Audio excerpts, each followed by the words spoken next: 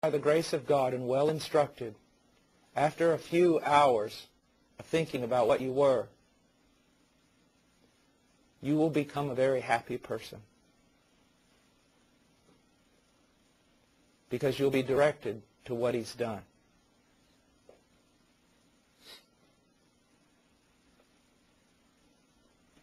It's amazing.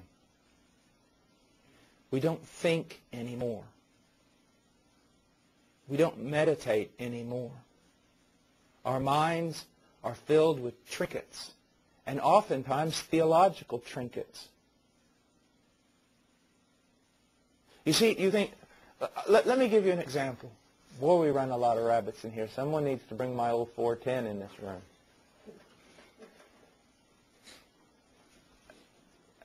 For all have sinned and fallen short of the glory of God. Now, you learned that verse when you were a child, if you went to Sunday school.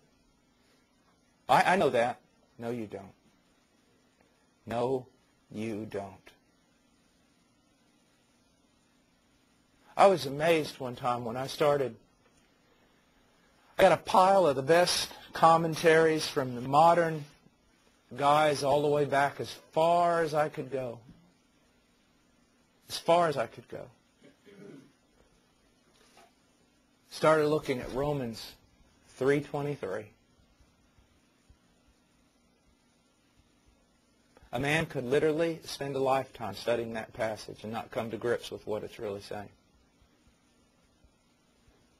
That's why I don't want you jumping past this thing of, I'm a sinner. Jesus died.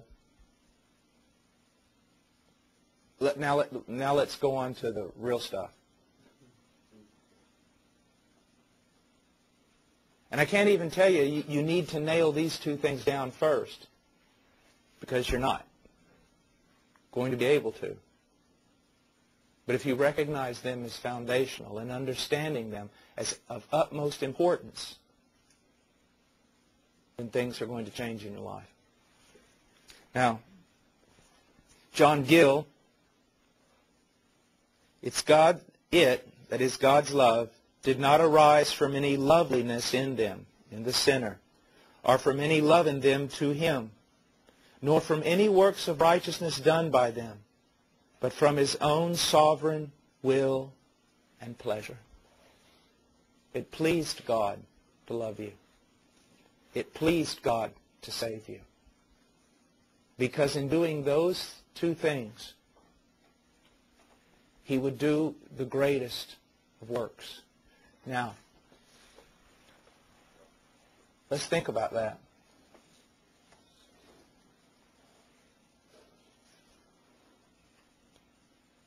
You must have been something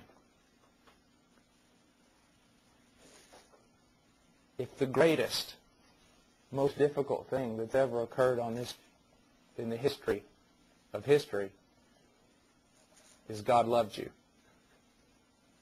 If you were that difficult to love, if it's so amazing that God loved you, then what were you?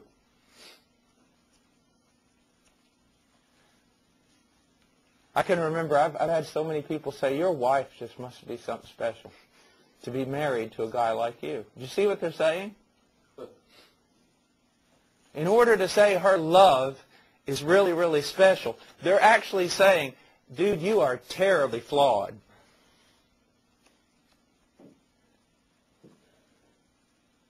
If God's love is great, what does that say about us?